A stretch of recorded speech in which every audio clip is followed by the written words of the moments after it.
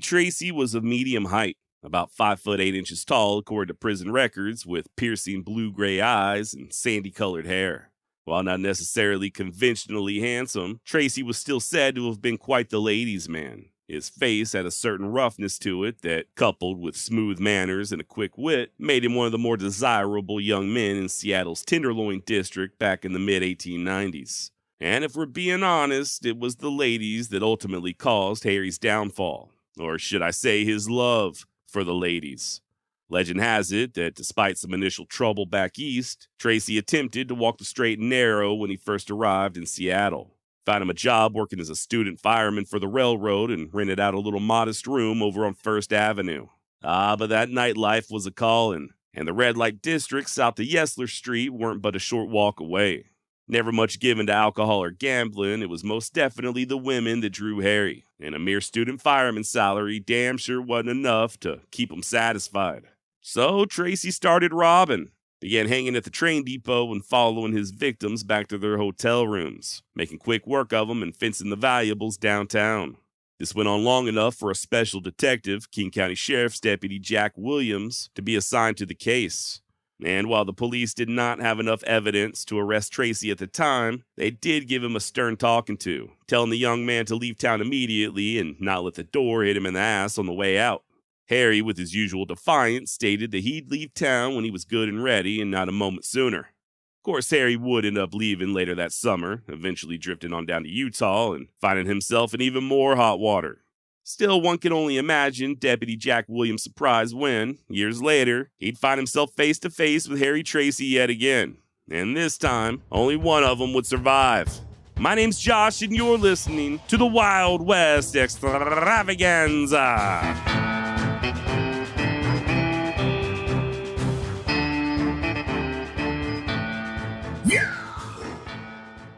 Following the shooting of deputies Raymond and Williams, Tracy hijacked a wagon and forced its owner to drive him towards Seattle.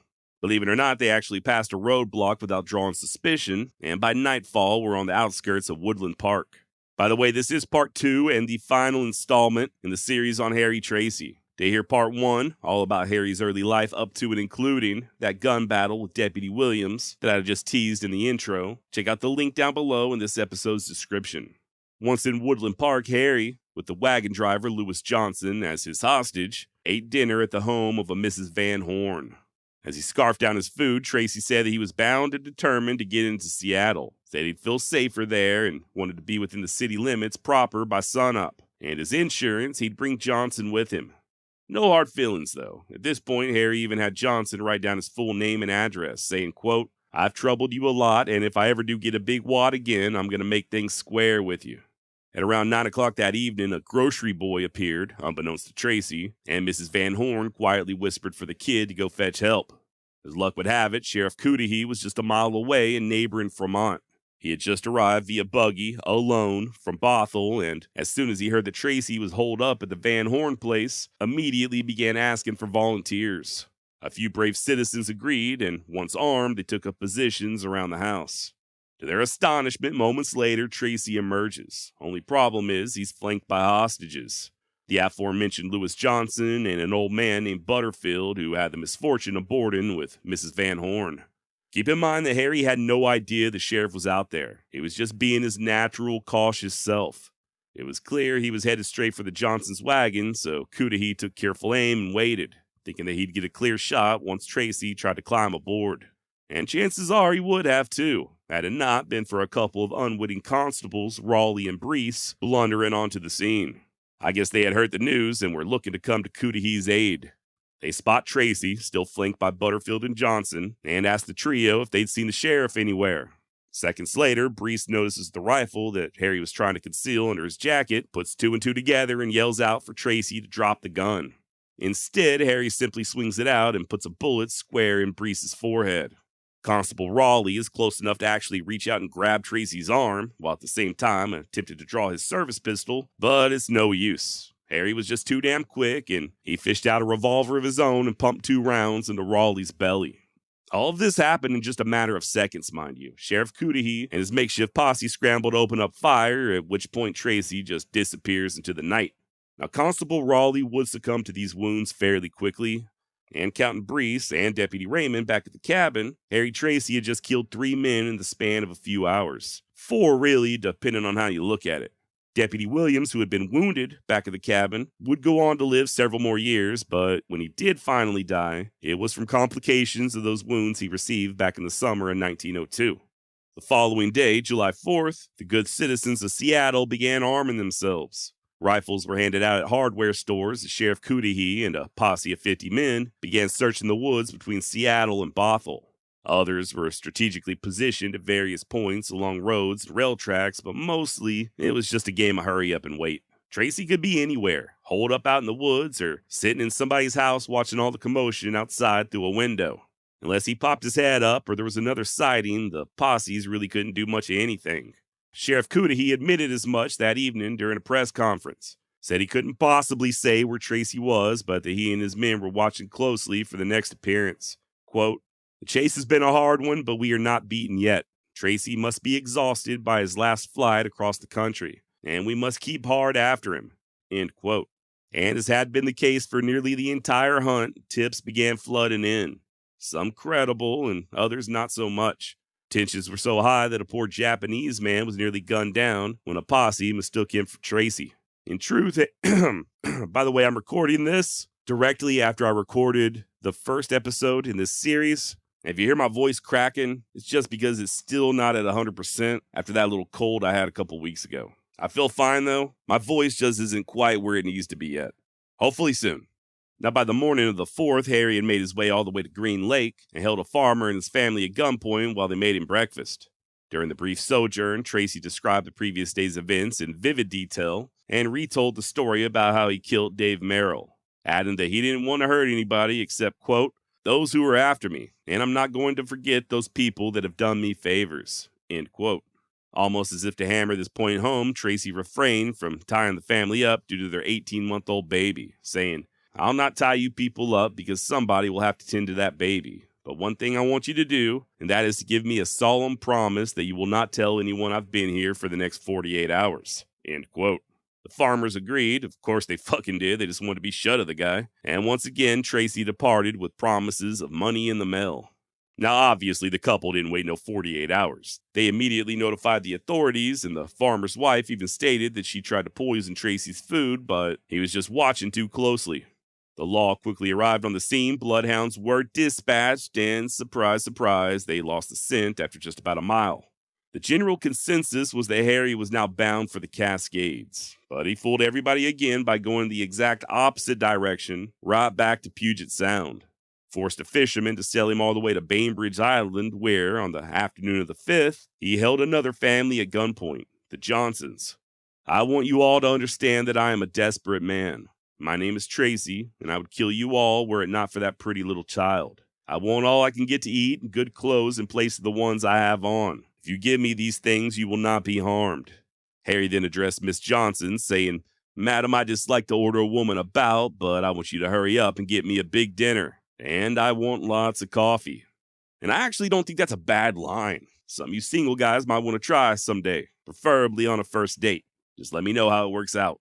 By 9 p.m., Tracy was gone, leaving with the Johnsons' hired hand, John Anderson, whom he then forced to row him from Bainbridge Island all the way back to a peninsula southwest of Seattle. Now, if you don't mind, I'm going to play a little armchair fugitive for just a moment. I'm having a really hard time figuring out the reasoning behind sailing to Bainbridge Island and then back to the mainland all in the course of a day. If you look at a map, there's not a whole lot west of Bainbridge even nowadays, at least not in the way of civilization. Assuming Harry had enough ammunition and a little wilderness know-how, if he could have made his way to the Olympic Peninsula, where the present-day Olympic National Forest is located, I kind of feel like he could have hid out indefinitely. Then again, me personally, if I, God forbid, ever happen to be on the run from the law, I think I'd head to about the biggest city I could find, preferably somewhere with a lot of public transport, and just kind of melt in with the masses. And who knows, maybe that's why Harry Tracy was so bound and determined to get to Seattle. Maybe he felt safer among people. Or maybe he just didn't care to spend a long time in the forest by himself with nobody to talk to but Rosie Palm and her 5 sisters. That said, as you'll soon hear, there is some evidence that Tracy was receiving help from the outside. if he did try to rough it over there on the Olympic Peninsula, he'd be completely cut off from that assistance. Hell, there wouldn't even be farmers that he could turn to for food. This is all just speculation on my part. Like I said, Tracy had Anderson sail him all the way back just southwest of Seattle, and then, once on shore, he made the man carry all his food and ammo. Remember what I just said about help? Well, according to Mr. Anderson, he and Tracy marched through the forest toward the town of Renton, where they encountered 4 men, one of whom Harry greeted as Fred. He and Fred conversed for a while before Tracy tied Anderson up and blindfolded him, leaving one of the 4 to stand guard. Harry and the others returned about an hour later with a bottle of whiskey and continued their hike, all 6 of them. That evening, they took refuge near a railroad track, and once again, Anderson was tied up. This time left completely alone, but just like before, Tracy and the mystery men show back up at daylight. As far as Harry's overall condition goes, per Anderson, quote, Tracy never got tired. He was always walking fast and watching both sides. He got cross at me when I forced him to slow up sometimes. His health is good, and he hasn't a scratch. He has been eating heartily and regularly and has built up his strength and told me he was now in better condition to fight and travel than at any time since he left the penitentiary at Salem. He said, I'm getting stronger all the time and I've never felt better in my life. End quote. Now, at some point, they broke off from the 4 allies and Tracy came upon 2 girls and a young boy picking berries. Introducing himself as the famous fugitive, he accompanied them home, assuring them along the way that he would never hurt a woman.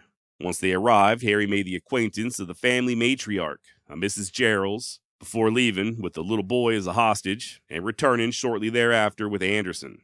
Tracy then gave the kid a couple of stolen watches and told him to go sell them over in Seattle and use the money to purchase a brace of revolvers. I want 2 Colt 45s and 2 boxes of cartridges.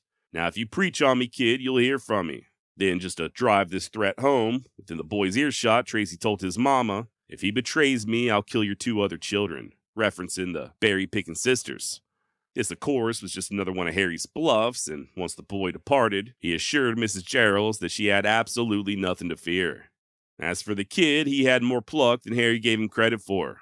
Fearing for his mama and sisters, he immediately alerted the law, and it weren't long before a posse descended upon the Gerald's home. Tracy noticed him, though, and, as gentlemanly as could be, concocted a plan to have the women leave with him as a human shield, sort of like he did back at the Van Horn place. And just like before, all plans were immediately derailed by a pair of interlopers. And this next part is almost unbelievable. Apparently, 2 highly inebriated men, not part of the posse, just what the newspapers would later describe as meddling fools and idlers from Renton, drunkenly muscled their way inside and asked if Tracy was there. Harry hid in a room with the young ladies as Mrs. Gerald's assured the men that he was not. Finally, they just stumbled their way out, likely saving their own hides in the process. Weird little interlude, and it does seem pretty amazing that Tracy didn't kill both of them on sight. And you gotta wonder what the hell the posse outside was thinking. Up to that point, at least, they were under the assumption that they had gone unnoticed. Nonetheless, that night, once it was good and dark, Tracy tied Anderson up, and despite previous plans, he left alone, slipping quietly right through the posse just like he had done dozens of times before. You know, I do find Tracy to be a pretty fascinating study. The dude was a stone-cold killer, no doubt. I'm sure a little touched in the head, extremely dangerous, and he made no qualms about being a thief. But also, he did seem to go out of his way not to harm civilians. During Harry's time on the run, he took a ton of hostages, but never made any untoward advances on the womenfolk. About the worst he ever did was just leave a few people loosely tied up. He wouldn't hesitate to drop the hammer on anybody hunting him, be they lawman or vigilante, but everyone else seemed to be off limits. By all appearances, Harry Tracy lived by a code, albeit one of his own making. And this is something I've noticed when researching other criminals from different eras, even admitted crooks and gangsters from modern-day times. They all espouse a certain honor code, and some very strongly. I'm sure this is a topic more suited for a psychologist than a dumbass podcaster, but I've always wondered if these codes are true beliefs, guiding principles that they just really feel down to their core, or just more of a narcissistic coping mechanism. Maybe rather than accept who they are, they instead rewrite the narrative in their own minds. Sure, I might rob a bank, but I'd never hurt a kid, so I'm not all that bad. Or yeah, I'd shoot a cop trying to arrest me, but I've never touched a woman without consent. None of us, even bad boys, want to feel like monsters, right? Then again, there may be some truth to it. I mean, with all of Harry Tracy's faults, was he as bad? as those prison guards that tortured Delmain back in the previous episode. Those guards were never hunted down like dogs or labeled as menaces of society. They never had a price on their head, and the warden that allowed all that shit to go on at his prison, worst that ever happened to him was he lost his job. And I personally believe that one day I'll stand before my maker and have to answer for what I've done. I gotta admit that's a scary thought. Thankfully, I've never had to take a life, but I kind of feel like torturing somebody to death would be far harder to explain than shooting someone in self-defense. But just one more thought, and I promise I will stop rambling. As much as I sympathize with Harry Tracy, and by sympathize, I guess I mean I understand his reluctance to return to prison, I don't know that being nice to his hostages is all that great of a flex. At the end of the day, just the mere action of him forcing his way into those homes and holding families at gunpoint is dramatic as hell. The men were likely left with feelings of inadequacy for the rest of their lives, and the women never again able to feel safe in their own homes. In my opinion, being polite doesn't really make up for all that. And if one of those men had tried to fight back, Tracy sure as shit would have killed him, and it would have been his own damn fault. Now that posse did end up rushing to the Gerald's home in a huff, cutting Mr. Anderson free and putting the hounds on the scent using some old clothes that Tracy left behind. Per usual, the dogs lost the trail about a quarter mile down the road, but upon crossing the river, they immediately picked it back up. At least they did until they ran smack dab into a nice heavy dust and a cayenne pepper. Far as I know, that was the only time Harry tried that particular trick, and needless to say, it did hamper the chase quite a bit. Undaunted, the handler gave his dogs a good nose cleaning, whispered some sweet nothings in their ears, and in no time flat, they were back on the hunt. And this time, for whatever reason, Tracy had a very hard time shaking them. He ended up doubling back, making a big circle through the timber and cutting his own trail, heading north again towards Lake Washington. The hounds followed, but by the time they hit the lake, the trail went completely cold. So demoralized were the volunteer posse men at this development that most of them just up and quit and went on back home. Harry didn't have that option, so instead he again changed directions and beat feet to the south. In the days that followed, there were numerous sightings, and someone fitting Tracy's description even forced his way into a home and attempted to use the telephone. Then, just outside of Tacoma, Harry took yet another family hostage, the Johnsons.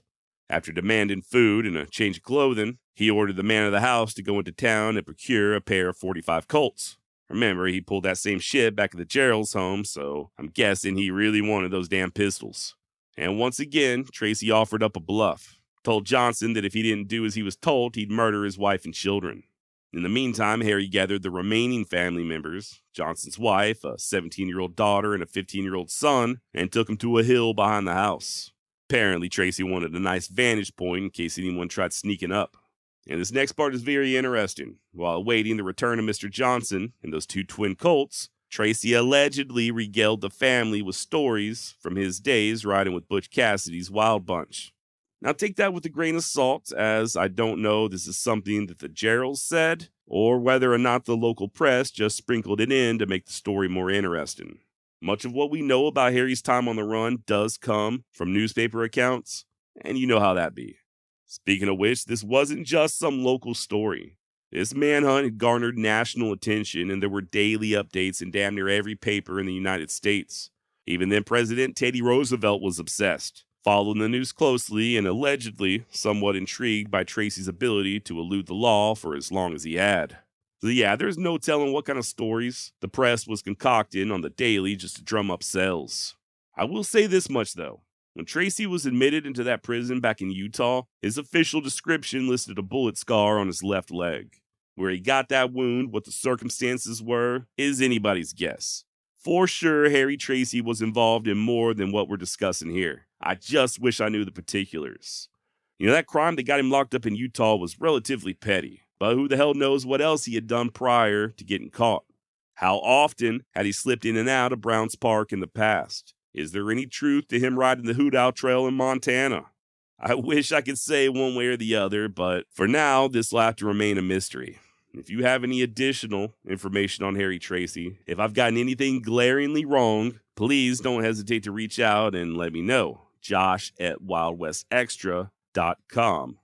I think one thing is clear, though. Tracy may or may not have rode with Butch Cassidy, but he could have. Hell, judging from his actions during this manhunt, Tracy would have fit right in with the James gang. Good, bad, or indifferent, the man had nerve and he had grit. Had he been born a decade or two prior, the name Harry Tracy might be among the most well-known of the Old West badmen. Now, Mr. Johnson did return. He was a good boy and kept his mouth shut, but he was only able to procure one revolver for Tracy. To make matters worse, it had a 7.5-inch barrel as opposed to the shorter 6-inch barrel that Harry had asked for. Tracy wasn't very happy, but he ended up cooling off rather quickly before air quotes borrowing a couple of dollars from Mr. Johnson. He then took everybody back inside, had Mrs. Johnson pack him up a passel of food, and after shaking hands all around, Tracy headed on down the road alone. Mrs. Johnson would later tell reporters that during the stay, Harry spoke twice of his mother, fondly, and that she could see tears welling up in his eyes. Now, as touching as that is, she also expressed fears that Tracy would return and kill her husband, saying that she wouldn't be able to sleep in her own home again until he is either dead or out of the country. As it turns out, she would not have long to wait. That evening, a little after midnight, Harry came upon two men guarding the railroad tracks and took off running. They unloaded their scatter guns after him, and despite the darkness, ended up putting at least a few pellets in Tracy's hip.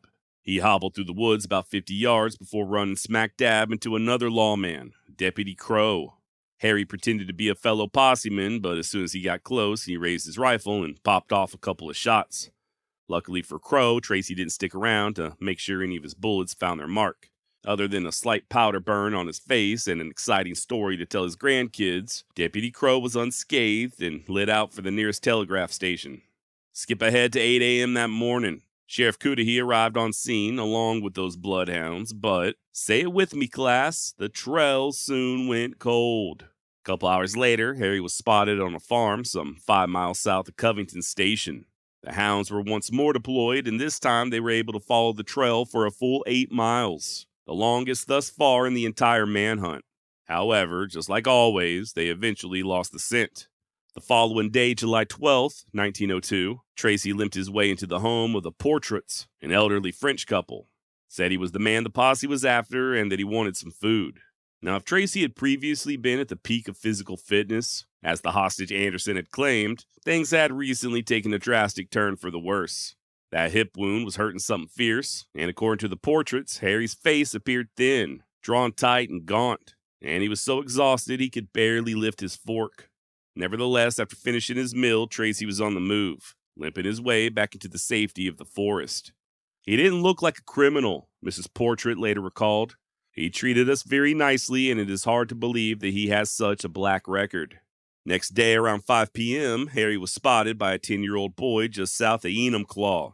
The kid would later state that Tracy seemed very tired, with dark circles under his eyes, and that he carried a Winchester in his arms with a makeshift holster around his waist holding 2 revolvers.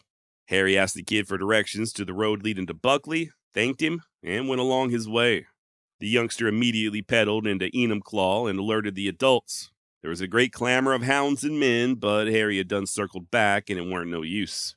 On the afternoon of the 14th, Tracy was still in the vicinity of Enumclaw, where he forced his way into the Garner home.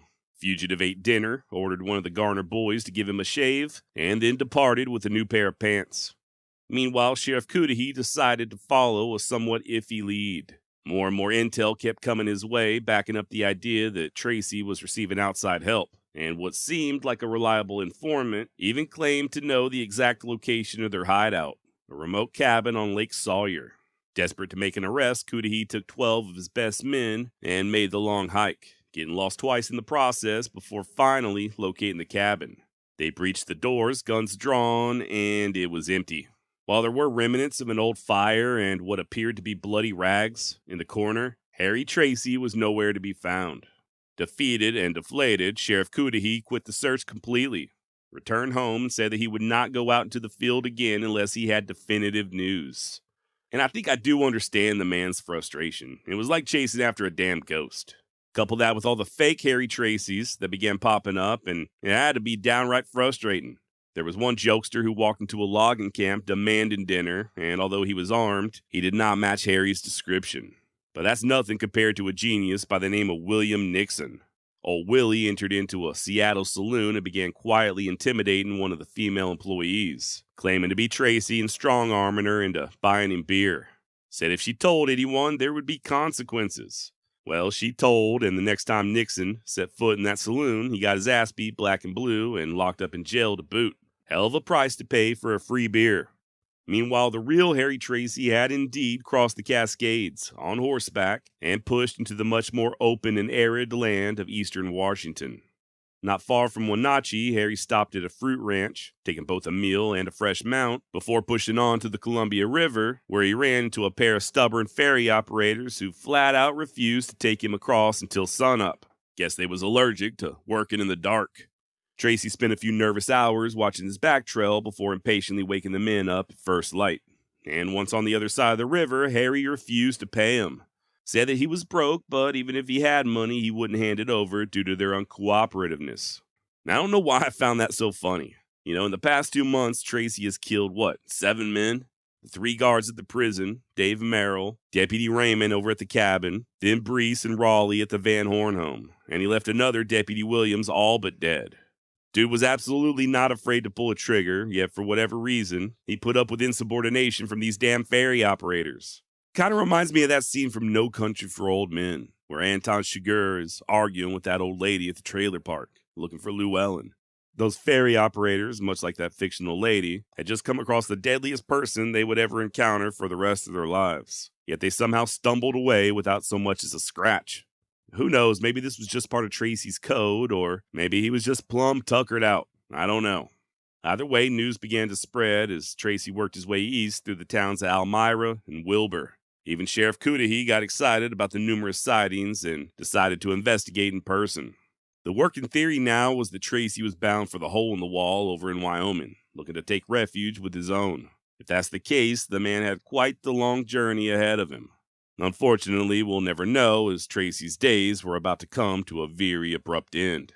Somewhere around the 2nd or 3rd of August, Harry was discovered by a 19-year-old kid named George Goldfinch. Young George had been out riding, alone, when he came upon Tracy's solitary camp. Harry invites the kid to take a load off, insists that he stay for dinner, and they even discuss a recent boxing match, Jeffries versus Fitzsimmons. Somewhere during the conversation, Tracy introduces himself proper and informs George that he is now a hostage. Don't worry, I won't hurt you. I just want you to guide me to the nearest ranch. Which Goldfinch does, taking Harry to the Eddy spread, ran by brothers Lou and Gene Eddy. Tracy enjoys dinner there at the Eddy Ranch and, uncharacteristically, lets George Goldfinch go on back home. Apparently, George told him that if he didn't return soon, his people would grow suspicious. Surprisingly, however, Goldfinch did not go running his mouth off. Matter of fact, he returned to the ranch the very next day, thinking that Tracy would be long gone. Only thing is, he weren't. Truth is, Harry had his sleeves rolled up and was in the process of helping the Eddies build a new barn. You know how secrets are, though. They're not the easiest things in the world to keep bottled up inside, especially when you're 19 and the secret in question has a large sum of money on its head. This time after George left, he did start talking, and word spread throughout the nearby towns of Davenport and Creston. Indeed, there in Creston, an ensemble of unlikely heroes began to form. Turns out a youngster named Joseph J. Morrison overheard the news and began gathering his buddies, all of them rank amateurs in their early to mid-20s. And I say amateurs, but that's not exactly correct. They were just very inexperienced in the ways of manhunting. One of them, Maurice Smith, had served in the Spanish-American War, but he was a lawyer by trade, and a recent transplant from back east. Likewise with E.C. Lanter, just 23 years of age and fresh out of medical school.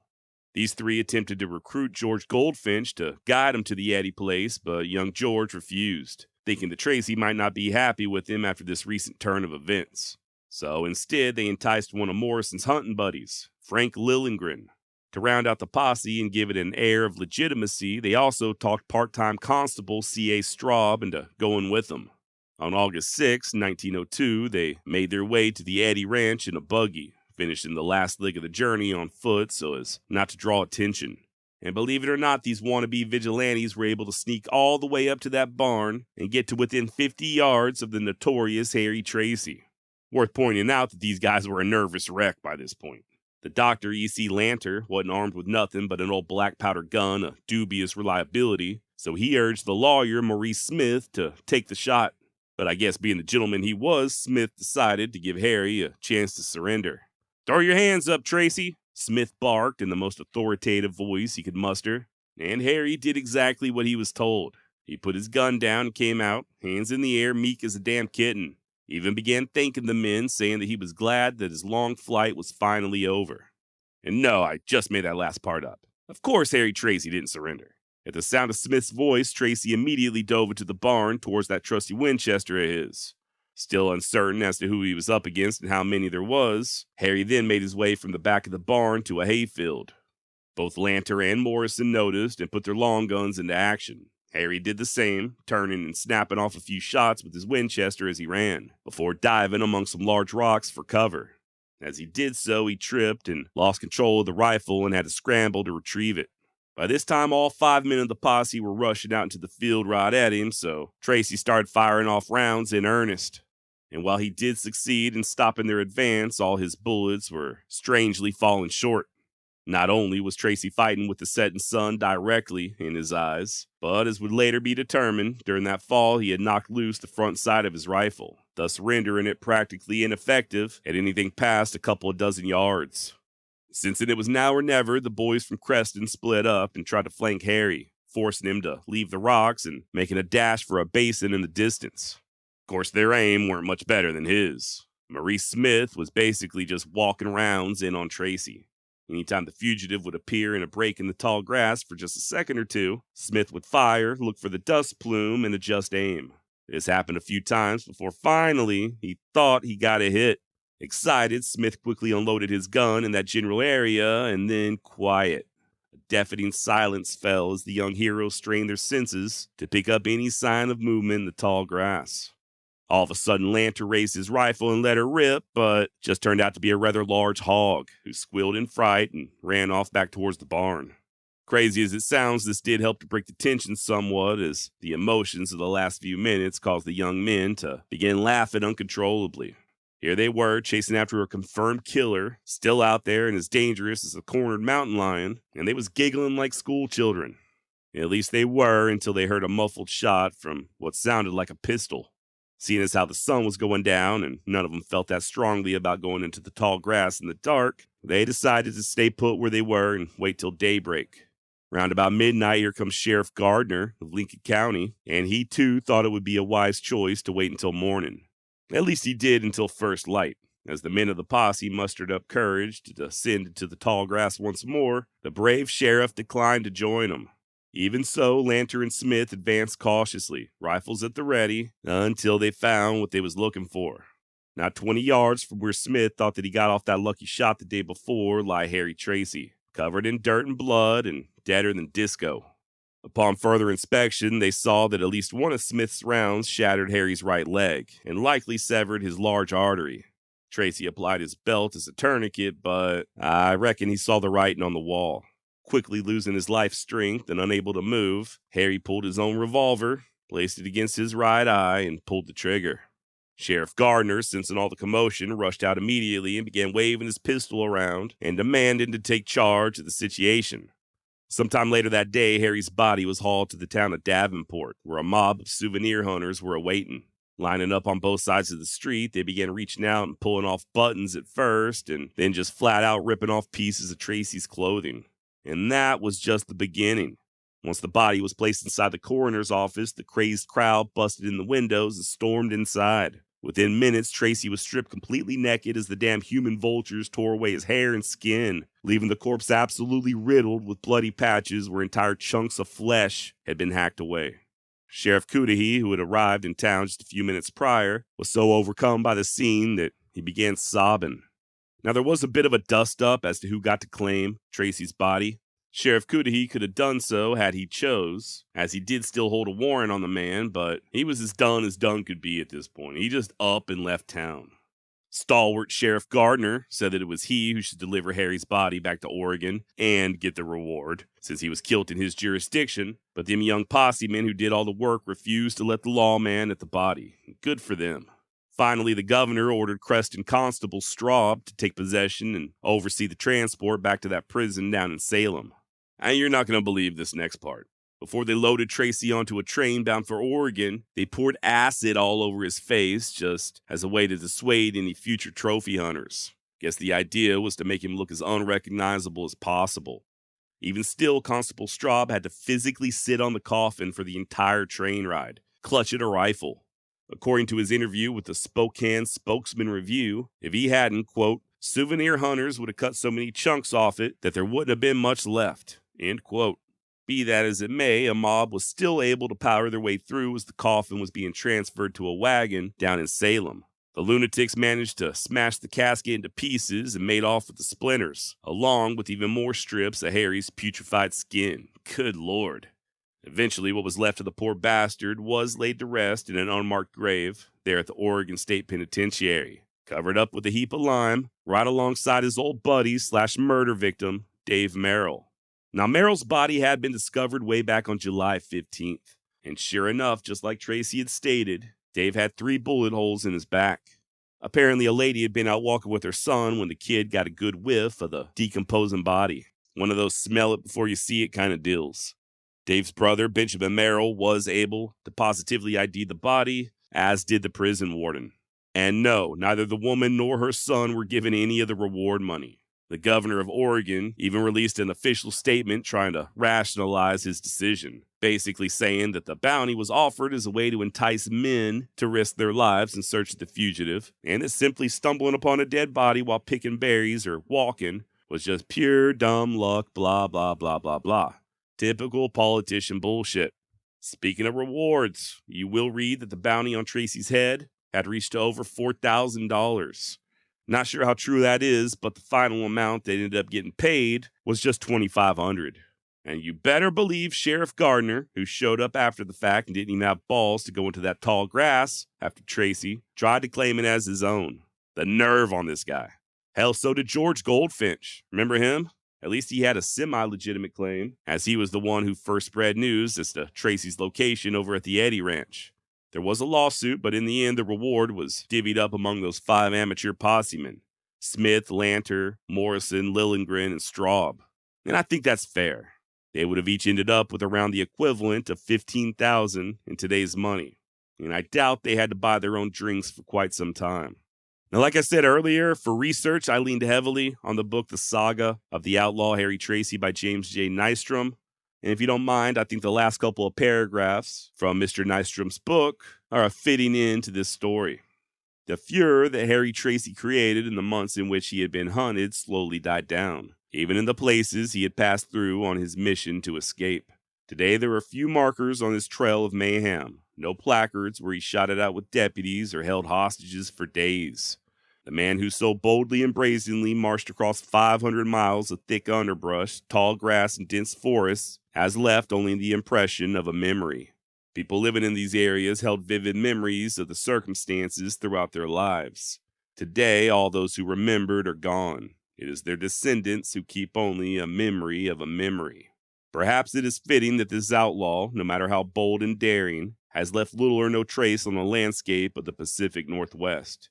His deeds and exploits should not be overly aggrandized, since he was, in fact, a convicted criminal, a thief, and a cold-blooded murderer. He was also very polite, courteous to women, not a wanton killer, but a self-justifying dispenser of his own crude code of frontier justice, with a keen though rough-hewn sense of humor. The story remains as a monument in the factual history of the growth of a region, the Pacific Northwest. It is still the same land that it was in Harry Tracy's time. Even though now it is widely settled and much of the dense undergrowth and timber has been cleared, the countryside still retains its basic wildness and overgrown nature. It does not take much neglect for the rain-soaked climate and fertile soil to reclaim its prominence over any kind of civilized activity. It is within this cover that the outlaw Harry Tracy hid from capture and eluded every posse that was dispatched to capture him. It was perhaps only in the Pacific Northwest that Harry Tracy could have been able to become a legend, however fleeting. Well said, Mr. Nystrom, and with that, I reckon that's about all I got on Harry Tracy.